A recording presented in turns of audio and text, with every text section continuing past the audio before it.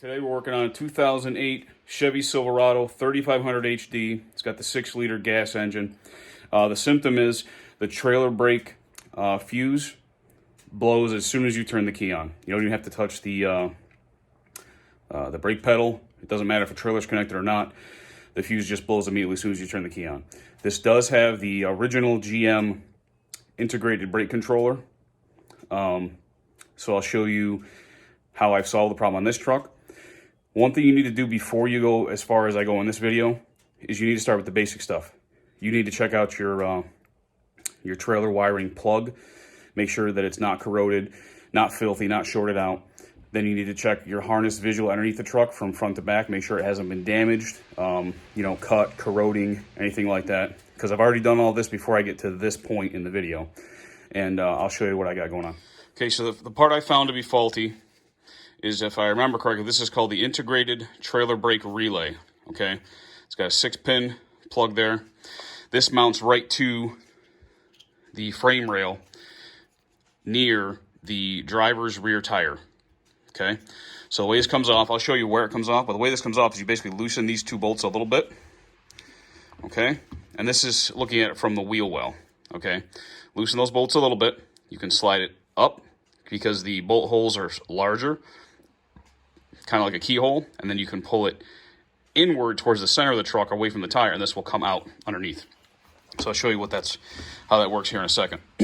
So the troubleshooting steps I took is when I saw this device, I basically made an educated guess that this has large gauge wires on it, larger, and I made an educated guess that if I unplug this, maybe the fuse wouldn't blow.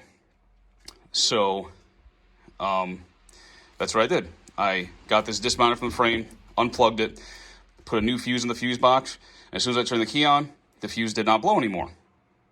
So then I plugged this back in to its harness, blew the fuse instantly. So that told me that there's something wrong inside this module. So this truck has well over 200,000 miles on it. I think it's actually closer to 300,000 miles on it. And if you look at this module here, you can see this plastic casing is cracked right there. It's also cracked up here. So especially because of the location of this, where it's right near the wheel underneath the truck, mounted to the frame rail, and you got any type of crack in this plastic housing at all, this thing's got to be full of moisture, salt, just destroying the inside of this thing. I might break it open, but so bought a new one. I paid about $70 locally. Online, they're $20 to $30. Hopefully that fixes the problem. So I'll show you where this thing mounts up and how you get it off. Okay, so we're right behind the driver's side rear wheel, and that's the plug for this module. This module lives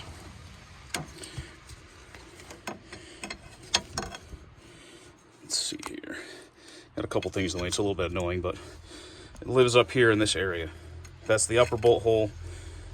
Lower bolt hole is right over here, and there's a little slot here because the back of this module has got a little nub that also goes through there. So do my best to give you a view here. It is kind of tricky to get in here. So I got the bolts attached to the module right now, so you can push the bolts through those bolt holes.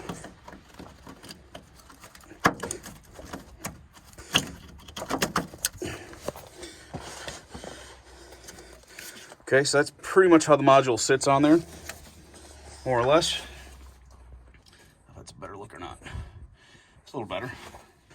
It's pretty much how it sits there, okay?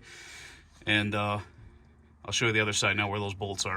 And then, of course, this plug just goes underneath and plugs straight into that box. It's a regular plug.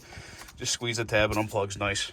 I found that removing that module from the frame while it's still plugged in was a lot easier to maneuver it around and then unplug it down here. So from the frame side, this is what you're looking at. This is my two bolts. See how it moves? So you can just loosen them, move it up, and push it through the frame. So basically, you just got to tighten these back down when you got the new module attached. And that's the module that helps control the brakes, that powers the trailer brakes. So hopefully you find this information helpful on your Chevy. I'll show you the fuse that kept blowing.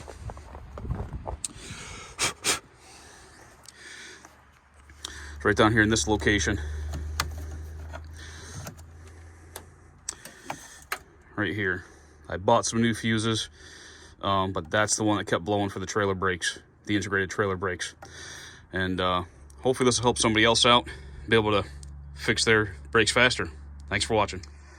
Okay, just as I hope, that new module fixed the problem. It doesn't blow the fuse anymore, and my service trailer brakes warning is gone. So I broke apart this old one. It's almost impossible to do this without destroying it.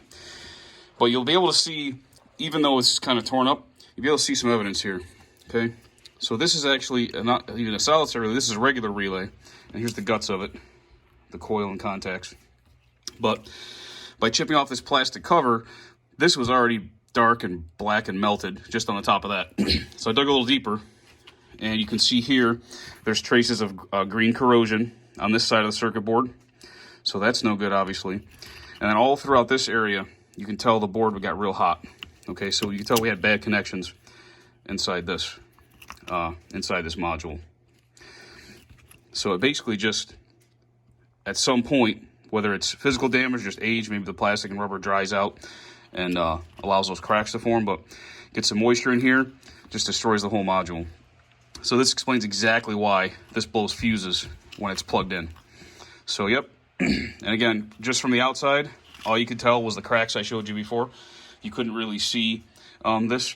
Also, this thing smells like burnt electrical. If you were able to smell this right now, and you smelled it, you would say, well, it smells just like something is on fire that's electrical. So, at any rate, you can actually see this is, again, the guts of the relay has burnt plastic, melted plastic, right on its guts. So the relay just pretty much self-destructed, I think partially because of the moisture and the corrosion caused by the moisture. So, once again, hopefully this helps some other people.